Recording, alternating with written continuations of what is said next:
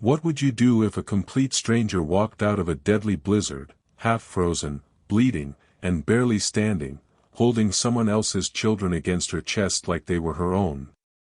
For 3 savage days, the Alpha's twins had been swallowed by the Blackstone Mountains, and the hollow, keening grief of the Iron Crest Pack was already bleeding through the fortress walls like the cold itself. They were building the Pyres. They had already accepted the unthinkable. Then the iron-reinforced gates were wrenched open by the storm, and a frost-shattered human woman lurched across the threshold, clutching both children against her chest, alive. She was nobody. She had no pack, no wolf, no reason to be on that mountain. She owed those children nothing. She nearly died for them anyway. Brandon Voss, Alpha of Iron Crest, a man who had survived wars, betrayals, and border sieges that had leveled entire packs, crossed that courtyard in seconds and caught her before she hit the ground. Her skin was so cold it burned his hands. The twins pressed against her chest were warm. She had rationed her own body heat for 70 hours in $35 below zero darkness to keep 2 children breathing, children she had never met, while the most powerful wolf pack in the Northern Territory was inside building their funeral pyres. Her eyes found his. Dark. Calm. Certain. "They're alive," she whispered. Then she was gone, unconscious in his arms, and every wolf in the fortress stood frozen, because beneath the blood and the cold and the impossible miracle of her, she smelled of something ancient. Something that made every instinct in the pack snap to attention. An Omega bloodline. Dormant. But undeniable. A scent Iron Crest hadn't encountered in over a century. She walked into a blizzard for children that weren't hers and walked back out holding them. Would you have done the same, or would you have kept walking? Drop your answer in the comments. Chapter 1. The blizzard did not care about grief. It hammered the fortress walls of Iron Crest without pause, without mercy, driving snow through every crack in the ancient stone and howling down the chimneys like something alive and hungry. Inside the great hall, 40 torches burned against the dark, but the cold still found its way in, settling into the corners, coiling around ankles, pressing against the skin like a reminder that the mountain outside answered to nothing and no one. The pyres were ready. 2 of them. Small. Positioned side by side at the center of the hall with the kind of terrible care that only the truly heartbroken can manage. The pack elders had built them at dawn, Elder Rowan directing the younger wolves with quiet, hollow instructions, his voice stripped of everything except the mechanical necessity of the task. Pine and ironwood. Dried sage for the ritual smoke. 2 squares of white burial cloth folded at the base of each structure, waiting.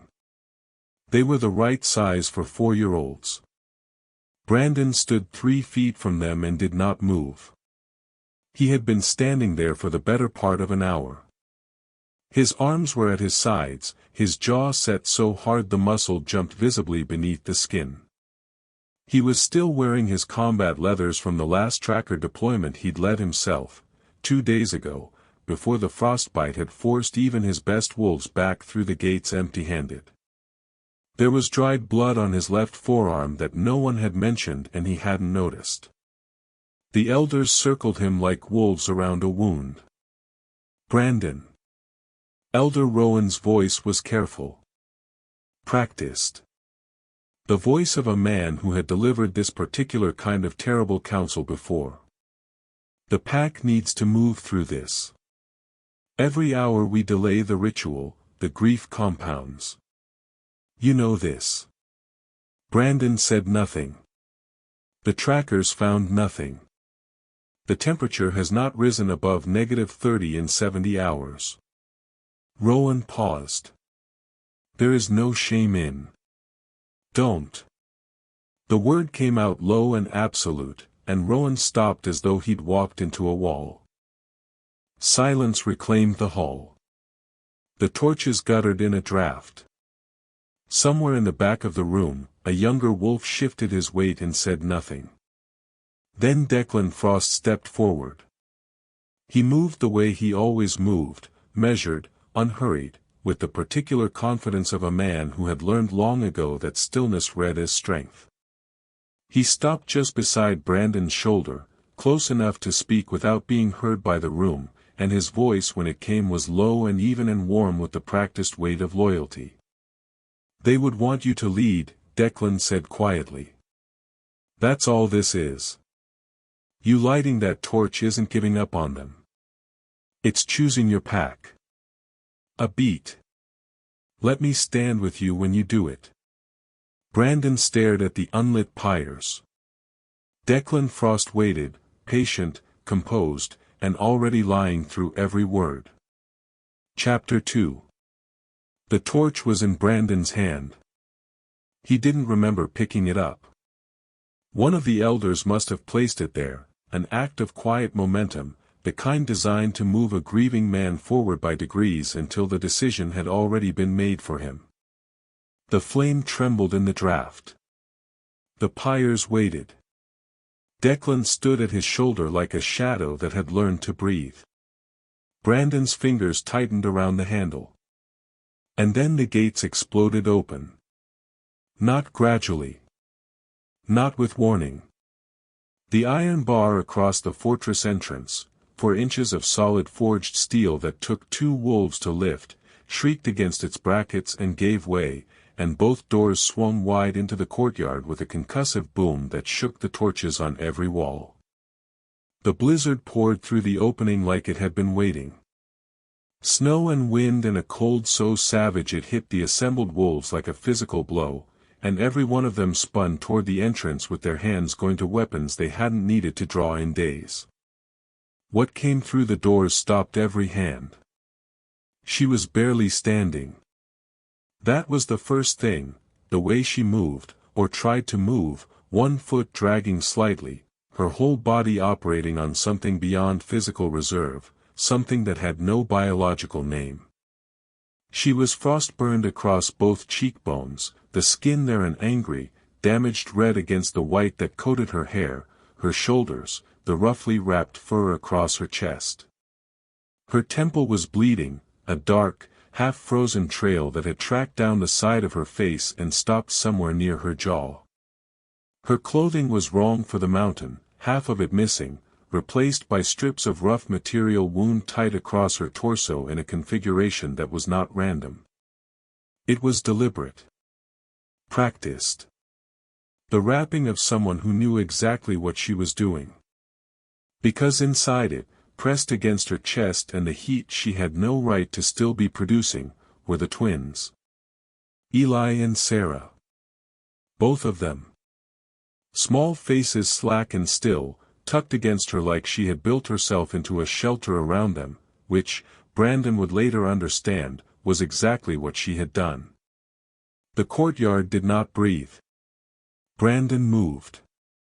He wasn't aware of the torch hitting the ground or of crossing the distance between them, only of reaching her, both hands going to her arms as her knees buckled, taking her weight before the stone could. She was so cold it registered as pain against his palms. The twins were warm. Her eyes found his. Dark. Steady. Carrying something ancient and immovable in their depth, like a woman who had already been through the worst of it and simply needed someone to take the weight now that she'd arrived. "They're alive," she whispered. Then she was gone, completely, instantly unconscious, and Brandon was left holding a miracle in a storm, while behind him, Declan Frost had gone very, very still. Chapter 3. Dr. Marin did not speak for a long time after she finished her examination. That alone told Brandon everything. Marin was not a woman given to silence. 30 years as pack healer had made her efficient and direct, the kind of person who delivered hard truths without softening their edges because she understood that clarity was its own form of mercy. When she went quiet, it meant the facts in front of her were requiring extra time to be believed. She stood at the foot of the narrow infirmary bed, looking down at Camila, and she was quiet for a very long time. The twins had been moved to the adjoining room, warm now, breathing steadily, their small bodies responding to heat and fluids with the resilience that only the very young seem to carry. Eli had curled onto his side within minutes of being placed in a proper bed.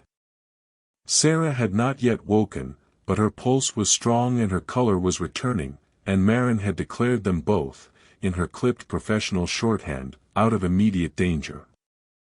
She had not yet said the same about Camila. "Tell me," Brandon said. He was standing against the far wall with his arms crossed, and he had not moved from that position since they'd carried her in. Marin exhaled slowly. Her core temperature when she arrived was 89 degrees. 2 points lower, and we're having a different conversation tonight. She paused. Her extremities show second-stage frostbite on 3 toes and the fingers of her left hand. The temple laceration is superficial. The hypothermia is not.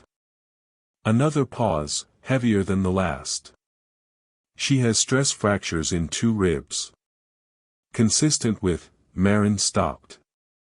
Seemed to recalibrate. Consistent with holding significant weight against her chest for an extended period. Without stopping. The room was very quiet. "How long?" Brandon asked. "Based on her condition and what the children's recovery tells me about their exposure." Marin finally looked up. She had them against her bare skin for somewhere between 60 and 70 hours. She was rationing. Feeding them warmth in intervals, keeping her own core just functional enough to keep producing it, then transferring it. It's a field hypothermia management technique. She shook her head slightly, not in disbelief but in something closer to reverence. Textbook precision. Whoever trained her knew exactly what they were doing. She trained herself, Brandon said quietly, though he didn't yet know why he was certain of that. Marin nodded once and moved to adjust the warming blanket across Camila's shoulders. She should not have survived, Brandon. A trained wolf would have struggled. A human, she left it there, because there was nowhere better to leave it. Brandon looked at Camila's face. Still pale. Still carrying even in unconsciousness that quality of absolute, unshakable steadiness he had first seen in the courtyard. She had given everything she had to keep his children warm. He pulled the chair from the corner of the room, positioned it beside the bed, and sat down. He did not leave. Chapter 4. Silas arrived at the infirmary door just before midnight. He didn't knock, he never knocked, and Brandon had long since stopped expecting it, but he paused at the threshold in a way that was its own kind of courtesy, taking in the scene before entering it. Brandon in the chair beside the bed. Camila motionless beneath the warming blankets. The low burn of the single lamp Marin had left on the table between them, casting everything in amber and shadow. Silas entered quietly and set a leather-bound archive on the table without a word. It was old, the kind of old that meant the binding had been repaired multiple times across multiple generations, the spine soft and dark with handling. He pulled the second chair from against the wall, sat down across from Brandon, and opened it. "Talk," Brandon said, without looking away from Camila. Silas found the page he wanted. Her name is Camila Reyes. 31. Former combat medic, 2 tours, honorably discharged 4 years ago. No pack affiliation on record. No wolf lineage we can trace on the paternal side. He paused. The maternal side is more complicated. Brandon looked at him then. Silas turned the archive so Brandon could see the page, old script, a genealogical record so far back the ink had faded to the color of rust. Her mother's bloodline traces to a human woman named Sarah Vasquez. He watched Brandon's expression flicker at the name and continued carefully. Who lived on the eastern boundary of what was then Ironwood territory approximately 112 years ago. She was documented by the pack healers of the time as carrying a dormant Omega gene. It never activated. She married a human man, moved north, and the bloodline dispersed. He closed the archive slowly. Until now. The lamp flickered between them. What does dormant mean in this context? Brandon said. It wasn't quite a question. It means it never expressed, never triggered the full Omega designation. But it didn't disappear either. It moved through her descendants like a current running under still water. Silas leaned forward, forearms on his knees. Brandon, an active Omega gene is rare. A dormant one that survives intact across 5 generations of human lineage is, there's no precedent for it in any record I can find. What it's supposed to do, when it finally surfaces, is act as a stabilizing force for the pack bond itself. A living anchor. Something that holds the emotional and spiritual architecture of a pack together during periods of fracture. He let that land. We've been in fracture for 3 years. Since Elena died. Brandon said nothing. The truth of that moved through the room like a draft. Silas looked at Camila. Then back at Brandon. When he spoke again, his voice carried the particular quietness of a man stating something he has already fully accepted. She was never just passing through these mountains. Brandon turned back to Camila's still face, and did not argue. Chapter 5. She woke the way soldiers wake, all at once, no gradual surfacing, no disorientation. One moment she was still, and the next her eyes were open and fixed on the ceiling with the focused, assessing stillness of someone running an immediate inventory of their situation. Brandon was on his feet before he realized he'd moved. She didn't startle when she found him standing over her. She looked at him the way she had in the courtyard, direct, unhurried, carrying that unshakable quality of a person who had already survived the worst thing in the room and knew it.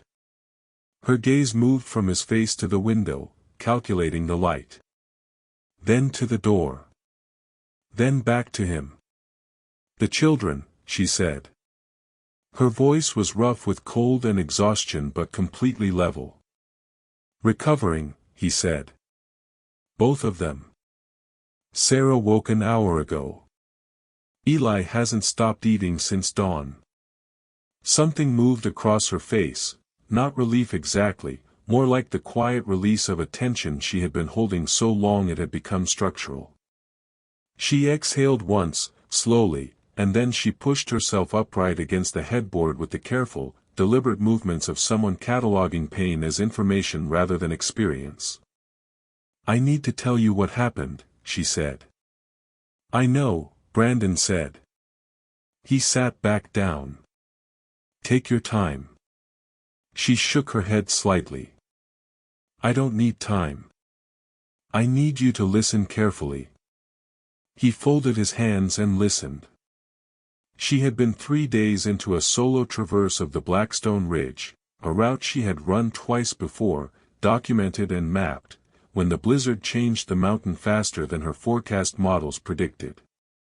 She'd taken shelter in a network of caves on the northern face she knew from a previous crossing. She had not expected to find the caves already occupied. The twins were in the second chamber. Wrapped, deliberately, she emphasized, her medic's eye catching the precision of it, in enough thermal material to survive approximately 48 hours without additional heat. Not enough to survive longer. Not an accident. Not exposure. A calculation. Someone had placed them there to die on a specific timeline, with just enough preparation to make discovery look like a tragedy rather than a crime. She had not hesitated. She had simply begun. Then she told him about the man she had seen leaving as she arrived, visible for less than a minute through the cave mouth before the whiteout swallowed him. Tall. Military bearing, the kind that doesn't leave the body even in civilian clothes. A black snowmobile with no markings, no pack insignia, nothing traceable. And a scar, long, diagonal, starting below the left cheekbone and tracking toward the jaw, the kind left by a blade drawn in close combat. She described it once, precisely, and then she stopped. Brandon had gone completely still 3 sentences before she finished. He recognized that scar. If you already know who left those children in that cave, drop a name in the comments, and tell us, did you suspect him from the beginning, or did this chapter change everything? Chapter 6. Brandon stood up slowly. Not with urgency. Not with the explosive, barely contained energy that had characterized every movement he'd made since the twins disappeared. He rose from the chair the way a tide turns, gradually, inevitably, with the particular quality of a force that has found its direction and will not be redirected. He walked to the window and stood with his back to the room, looking out at the courtyard where the snow was still falling, thinner now, the blizzard finally beginning to exhaust itself against the stone. Camila watched him. She didn't speak. She had the instincts of someone who understood the difference between a man processing and a man breaking, and she understood which one she was looking at. Silas appeared in the doorway 2 minutes later. Brandon had sent a single word through their bond, the Alpha's channel that bypassed language entirely, and took in the room without asking questions. He carried his field tablet and moved to the table with the quiet efficiency that made him the best second Brandon had ever had. Service records, Brandon said. Eastern Border Wars. Declan Frost. Silas was already pulling them up. The file opened across the tablet screen, 12 years of documented combat history, commendations, tactical citations, a record so clean it had always read as loyalty and now read as something else entirely. Silas scrolled without being asked to the medical annex at the back of the file. Field injuries, documented and dated. And there, 4 entries from the bottom, logged during the 3rd year of the Eastern Campaign. Facial laceration, blade origin. Left zygomatic to mandibular angle. Sutured in field. Full recovery. With a photograph. Standard medical documentation, taken the day after the injury.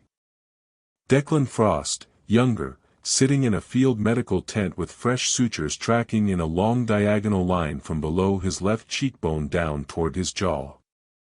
Silas set the tablet on the bed so Camila could see it. She looked at it for exactly 3 seconds. That's him, she said. No hesitation. No qualification. The flat, certain delivery of a trained witness who knows what she saw. The room absorbed that confirmation like stone absorbs cold, completely, permanently. Brandon did not turn around. He stood at the window with his hands clasped behind his back, and the fury that moved through him in that moment was not the savage, destabilizing thing that grief had been threatening to make of him for 3 days. It was something else. Something that had temperature and weight and absolute structural integrity. It didn't roar. It didn't demand immediate action. It simply settled into him like a blade finding its sheath, cold, precise, and completely at rest. Because rage looks for an outlet. What Brandon Voss was feeling in that moment was not rage. It was certainty. And certainty, in a man built the way he was built, was the most dangerous thing in the room by a considerable distance. Call the ranked wolves, he said quietly. All of them. Great Hall. 1 hour. Chapter 7. They came quickly, the way ranked wolves always respond to an alpha summons, not because they were told to hurry, but because something in the tone of the bond that carried the call told them that speed was appropriate.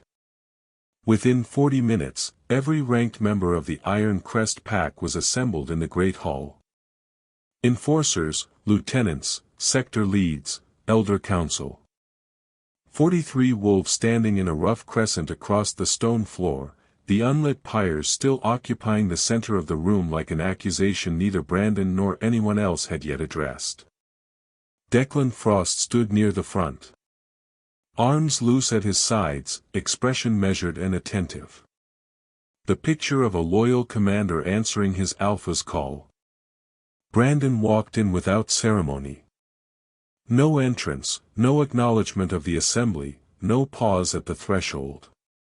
He walked to the center of the hall, stopped 10 feet from the pyres, and turned to face the room. He was still in his combat leathers. Still carrying the dried blood on his forearm that no one had mentioned. He looked like a man who had not slept in 4 days, which was accurate, and like a man who did not need sleep to be the most dangerous thing in the room, which was also accurate. He did not raise his voice. He never did, in moments like this. 3 days ago, he began, my twins were reported missing during the blizzard. The official account, filed by this pack's war command, described it as a probable exposure event, the children wandering from the eastern perimeter during the whiteout. He paused. I'd like to discuss that account. Declan's expression did not change. Brandon started with the timeline. Methodical, precise, the way he had once briefed tactical operations in the field, walking the room through every hour of the official record, every decision made, every search corridor chosen and every one avoided. He noted, without editorial, that the Northern Cave Network had not been included in any search pattern. He noted that the search had been called back 14 hours earlier than protocol required. He noted that the recommendation to begin memorial preparations had come from War Command, specifically, from Declan, a full 12 hours before the pack healers had formally declared survival impossible. He laid each fact down like a stone. The room was very still. He moved then to the cave itself, the thermal wrapping, the deliberate preparation, the calculated survival window that pointed not to accident but to someone who understood exactly how long 2 children needed to stay alive without being found. He described the witness account without naming Camila. He described the snowmobile. He described the scar. And he watched Declan Frost's face. The composure held through the timeline. It held through the search pattern analysis. It held through the cave description. It cracked, barely, a single fault line opening beneath the surface, the moment Brandon described the scar. Declan's left hand moved. Just slightly. Toward his jaw. He stopped it. But not fast enough. Several wolves saw it. Brandon saw them see it. And he said nothing, because he didn't need to. Chapter 8. Silas entered through the side door. He carried the tablet the way a man carries evidence, deliberately, without drama, with the weight of someone who understands that what he is holding is going to change the temperature of the room permanently. He crossed the stone floor without a word and stopped beside Brandon, turning the screen outward so the assembled wolves could see the document pulled up across it. Declan's name was in the header. Time-stamped communications, 47 of them, spanning 6 weeks. The Ashvale faction's encrypted channel identifier was in the footer of every single one.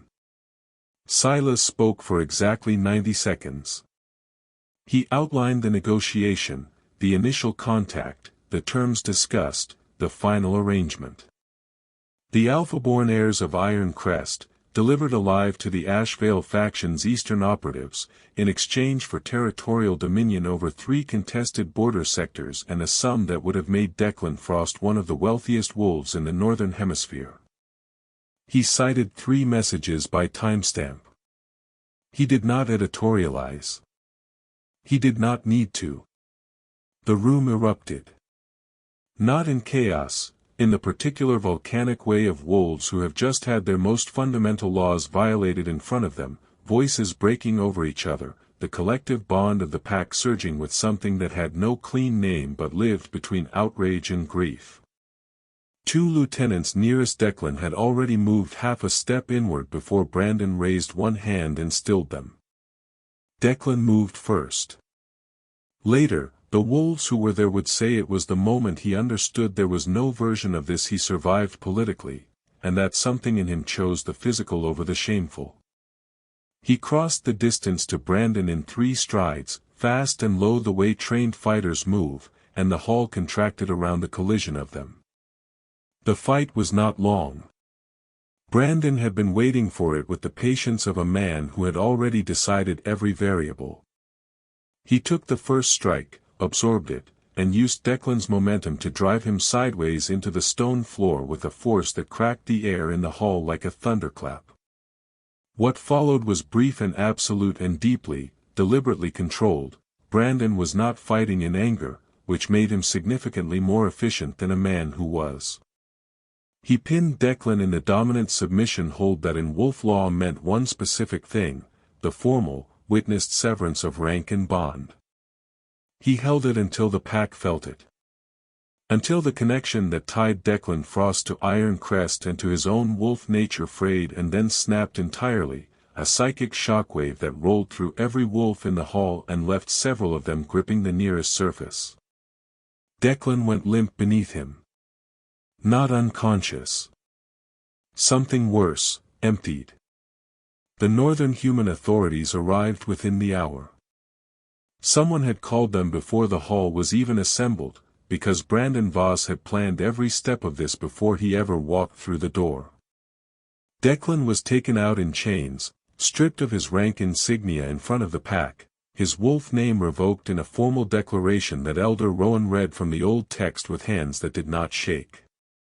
He left Iron Crest without his title, without his bond, and without his freedom. The great hall was very quiet after the doors closed behind him. Chapter 9. 3 weeks changed the fortress in ways that were difficult to name precisely. The pyres had been dismantled the morning after the great hall reckoning, quietly, without ceremony, the wood repurposed for the heating fires that burned through the remaining winter nights. The grief that had thickened the air of Iron Crest for those brutal 3 days had not vanished, but it had transformed into something more workable, the way extreme cold eventually breaks into a manageable chill. The pack moved differently. Spoke differently. Eli had taken to following the senior enforcers around the courtyard in his small boots, studying them with the grave intensity of a 4-year-old who has decided on his future career. Sarah had claimed the chair beside Dr. Marin's desk in the infirmary as her personal territory and showed no signs of relinquishing it. Camila had stayed. She hadn't announced it. There had been no conversation, no formal decision declared to anyone. It had happened the way true decisions happen, gradually, and then completely, like ice giving way to a current that had been moving beneath it for weeks. She had simply noticed, somewhere around the 9th or 10th day, that she had stopped calculating her exit. That the solitary half-life she had constructed in the years after her discharge, the deliberate isolation, the off-grid existence, the practiced art of belonging nowhere, had begun to feel less like freedom and more like a habit she had outgrown without noticing. She had said nothing about this to Brandon. He had said nothing about it either. They had developed, over 3 weeks, a particular language of proximity, sharing meals with the twins, crossing paths in the corridor at odd hours, the conversations that started as practical and became something longer without either of them acknowledging the transition. 2 people equally fluent in self-sufficiency, equally unaccustomed to being known, learning the other's outline by careful degrees.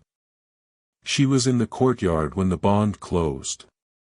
Just before dawn, the sky above the Blackstone Mountains shifting from black to the deep arterial gold of a winter sunrise, her breath visible in the cold air, her hands wrapped around a mug that had gone lukewarm. She was watching the mountains the way she always watched things she respected, steadily, without romanticizing them.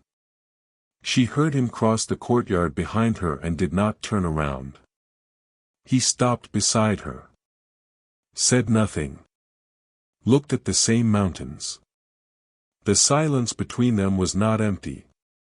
It had the quality of something that had been built carefully, over time, out of real materials, and it held. She turned to look at him. He was already looking at her. And whatever carefully maintained distance had existed in the weeks between the infirmary and this moment, whatever resistance two equally stubborn, equally frightened people had constructed between themselves and the thing pulling them together, dissolved completely and without drama in the space between one breath and the next. The mate bond closed like a door coming home. No ceremony marked it. No elder declared it. The pack felt it anyway, a warmth that moved through the Iron Crest bond like the first real thaw of spring, settling into every wolf in the fortress with the particular quality of something that had been missing for a very long time finally returning to its place. She became Luna of Iron Crest that morning. Not because of bloodline, not because of the dormant gene or the ancient records or the 100-year lineage Silas had traced through faded ink. She became Luna because she had walked into a mountain in a blizzard for two children she had never met, and held them against her own life until help arrived. That was always the only qualification that mattered. It had just taken the pack 3 weeks to find the words for it. The Blackstone Mountains thawed slowly that year, the way they always did, reluctantly, by degrees, as though the winter was not entirely convinced it was finished with the territory. But by the time the first real warmth reached the Iron Crest fortress, something inside the walls had already changed beyond the reach of any season. Eli and Sarah turned 5 in the spring. They celebrated in the courtyard, surrounded by every wolf in the pack, with Camila's hands dusted in flour from a cake she had burned twice and refused to surrender on the 3rd attempt. Brandon stood at the edge of it all, watching his children laugh in the sunlight, and felt something he had almost forgotten the anatomy of, uncomplicated joy, arriving without guilt, without the shadow of loss pressing against its edges. He reached for Camila's hand without thinking. She let him take it without looking up from Sarah's frosting-covered face. Neither of them said anything. They didn't need to. This story was never really about wolves, or blizzards, or ancient bloodlines. It was about something far simpler and infinitely harder, the profound, life-altering power of choosing to show up for someone when you have every reason to walk away. Camila didn't save those children because destiny demanded it. She saved them because she was there, she was capable, and she decided that was enough. That decision changed everything. It always does. The most extraordinary things in this world are rarely done by extraordinary people. They are done by ordinary ones who simply refuse to leave. If this story found something in you, if it made you feel seen, or hopeful, or reminded you of your own capacity to show up, then don't let this be the last time we meet. Subscribe to the channel. Because every week, I show up here to tell you another story worth feeling. And I'd really love for you to be there when I do. Backhand index pointing down.